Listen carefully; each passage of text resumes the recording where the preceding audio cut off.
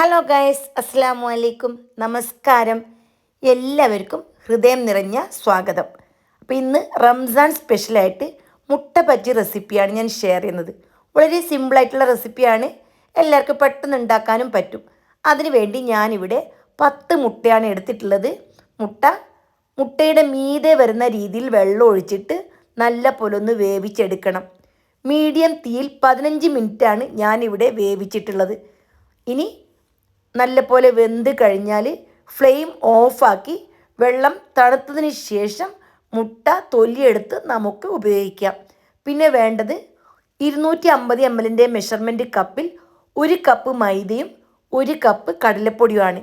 അത് രണ്ടും ഞാനിവിടെ എടുത്തു വച്ചിട്ടുണ്ട്. കടലപ്പൊടി നല്ലപോലെ അരിച്ച് ചേർത്താൽ പെട്ടെന്ന് കട്ടയൊന്നും ഇല്ലാണ്ട് കലക്കിയെടുക്കാൻ പറ്റും. ഇവിടെ ഞാൻ കടലപ്പൊടി അരിച്ചിട്ടാണ് ചേർത്ത് കൊടുത്തിട്ടുള്ളത്. പിന്നെ ഇതിലേക്ക് വേണ്ടത് ആവശ്യത്തിനുള്ള ഉപ്പാണ്. പിന്നെ 1/2 ടീസ്പൂൺ മഞ്ഞൾപ്പൊടിയും കൂടി ചേർത്ത് കൊടുത്തിട്ടുണ്ട്. ഒരു കളർ കിട്ടാൻ വേണ്ടിയിട്ടാണ് ഞാനിങ്ങനെ മഞ്ഞൾപ്പൊടി ചേർത്തിട്ടുള്ളത്.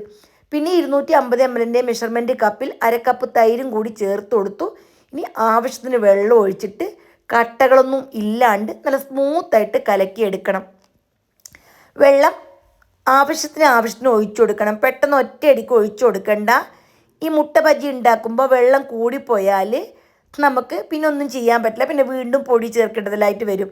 അതുകൊണ്ട് തന്നെ അല്പാൽപ്പം ചേർത്ത് നല്ല സ്മൂത്തായിട്ട് കലക്കിയെടുക്കണം. ഈ ഒരു പരുവത്തിൽ വെള്ളം കുറച്ച് തന്നെ ഒഴിച്ച് കലക്കിയെടുക്കണം. ഞാനിവിടെ തൈരാണ് ചേർത്ത് കൊടുത്തിട്ടുള്ളത്. അങ്ങനെയാകുമ്പോൾ മാവ് നല്ല പോലെ സോഫ്റ്റായിട്ട് പൊന്തി കിട്ടും. അതിന് വേണ്ടിയിട്ടാണ് തൈര് ചേർത്തത്.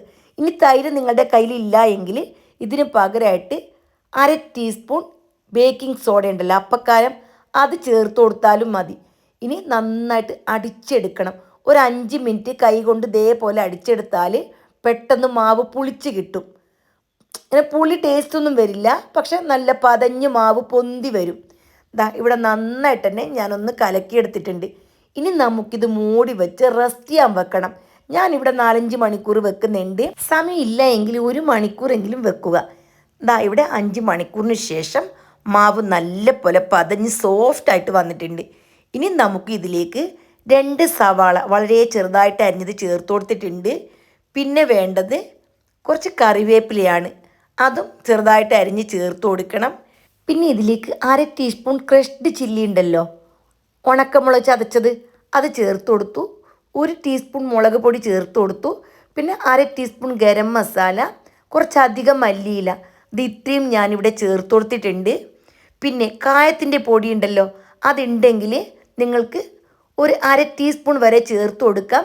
പിന്നെ ഞാനിതിലേക്ക് 1 ടീസ്പൂൺ ചെറിയ ജീരകം ചേർത്ത് കൊടുത്തിട്ടുണ്ട്. പിന്നെ കുറച്ച് ഇഞ്ചി ചെറുതായിട്ട് അരിഞ്ഞതും കൂടി ചേർത്ത് കൊടുത്ത് നല്ല പോലെ ഒന്ന് മിക്സാക്കി എടുക്കണം. ഇനിയിപ്പോൾ മാവെല്ലാം റെഡി ആയിട്ടുണ്ട്. ഞാനിവിടെ ഓയിൽ ചൂടാവാനും വെച്ചിട്ടുണ്ട്. ഇനി ഓരോ പീസ് മുട്ട എടുത്ത് മാവിൽ നന്നായിട്ട് കവറാവുന്ന രീതിയിൽ പൊതിഞ്ഞ് നല്ല ചൂടായി കിടക്കുന്ന എണ്ണയിലിട്ട് നമുക്ക് ഫ്രൈ ചെയ്തെടുക്കാം. ഇനി എണ്ണയിലിട്ട് കഴിഞ്ഞാൽ മീഡിയം തീയിലാക്കി കൊടുക്കണം, അല്ലെങ്കിൽ പെട്ടെന്ന് കളർ ചേഞ്ച് ആവും. ഇനി ഇതേപോലെ തന്നെ ബാക്കിയുള്ളതും എണ്ണയിലിട്ട് നമുക്ക് ഫ്രൈ ആക്കി എടുക്കാം. അപ്പോൾ ഗൈസ്, വളരെ സിമ്പിളാണ്, എല്ലാവർക്കും പെട്ടെന്ന് തന്നെ ഉണ്ടാക്കാം. ഇനി ഗസ്റ്റൊക്കെ നോമ്പ് തുറക്കാൻ വന്നാൽ ചിലപ്പോൾ എല്ലാ വീട്ടിലും എണ്ണ പലഹാരം ഉണ്ടാക്കണം എന്നില്ല. പെട്ടെന്ന് നമുക്ക് ഉണ്ടാക്കണമെന്ന് വിചാരിച്ചാൽ ഉണ്ടാക്കാൻ പറ്റിയ അടിപൊളി ഐറ്റമാണ്. നല്ല ടേസ്റ്റിയാണ്, ഈസിയാണ്, സിമ്പിളുമാണ്. പിന്നെ കൂടുതൽ ചിലവൊന്നുമില്ല.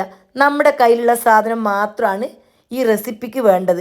അപ്പോൾ എല്ലാവരും ഈ രീതിയിലൊന്ന് മുട്ട ബജ്ജി ട്രൈ ചെയ്ത് നിങ്ങളുടെ വിലയേറിയ ഉപദേശങ്ങളും നിർദ്ദേശങ്ങളും അറിയിക്കണം. റെസിപ്പി ഇഷ്ടപ്പെട്ടാൽ ഇപ്പോൾ തന്നെ ഒരു ലൈക്കും കൂടി ചെയ്ത് സപ്പോർട്ട് ചെയ്യണം. പിന്നെ പുതിയൊരു ഓപ്ഷൻ വന്നിട്ടുണ്ട്, ഹൈപ്പ് എന്ന് പറഞ്ഞിട്ട്. എൻ്റെ എല്ലാ ഫ്രണ്ട്സും ഹൈപ്പ് എന്ന ഓപ്ഷൻ ഉണ്ടല്ലോ, അത് എനേബിൾ ചെയ്ത് വെക്കണം. അപ്പോൾ ഇന്നത്തെ റെസിപ്പി ഇതാണ്. കുറേ നല്ല നല്ല കുഞ്ഞു കുഞ്ഞു റെസിപ്പീസ് എല്ലാം ഞാൻ അപ്ലോഡ് ചെയ്തിട്ടുണ്ട്.